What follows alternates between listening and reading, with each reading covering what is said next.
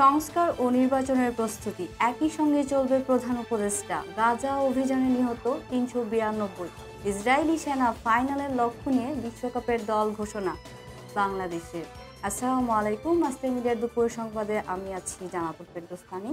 এখন বিস্তারিত। সংস্কার ও নির্বাচনের প্রস্তুতি একই দিনে চলতে থাকবে বলে জানিয়েছেন অন্তর্বর্তী সরকারের প্রধান উপদেষ্টা ডক্টর মোহাম্মদ ইউনূস। সকালে রাজধানীর খামারবাড়ির কৃষিবিদ ইনস্টিটিউশন বাংলাদেশ KIV দুদিনব্যাপী জাতীয় সংলাপ ভিডিও বার্তায় উদ্বোধনী বক্তব্যে তিনি একথা বলেন। ফোরাম ফর বাংলাদেশ স্টাডিজের FBS আয়োজনে ঐক্য, সংস্কার ও নির্বাচন বিষয়ে এই জাতীয় সংলাপ শুরু হয়। ডক্টর মোহাম্মদ ইউনূস বলেন, নির্বাচনের প্রস্তুতির কাজ মূলত নির্বাচন কমিশনের।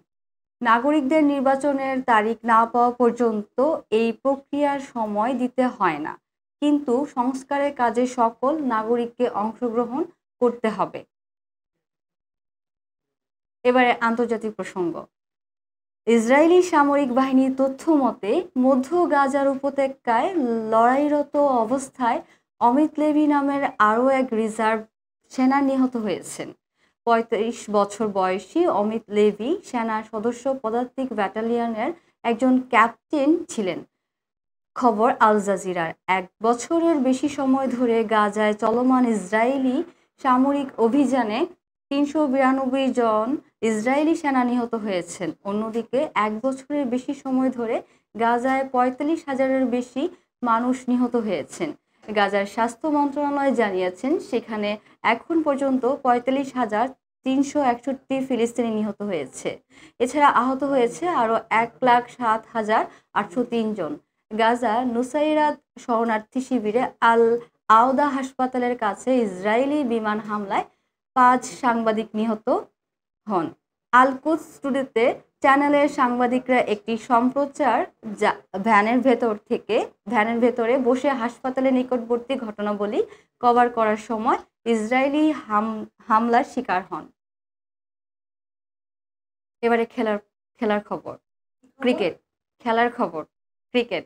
আগামী ১৮ জানুয়ারি মালয়েশিয়ায় অনুষ্ঠিত হবে অনূর্ধ্ব-১৯ নারী টি-20 বিশ্বকাপ।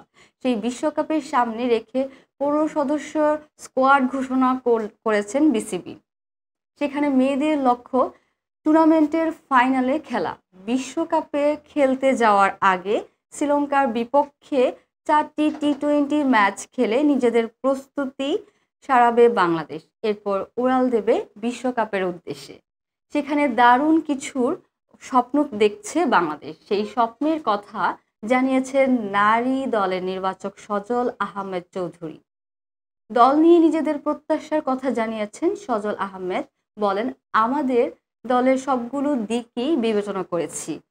ব্যাটিং বোলিং বিচিত্র আছে, বাঁহাতি spinner, fast bowler, leg spinner আছে, ভালো অলরাউন্ডার আছে। সব কিছু বিবেচনা করেই দলটা গঠন করা হয়েছে। ধন্যবাদ মাস্টার মিডিয়ার দুপুর সংবাদে।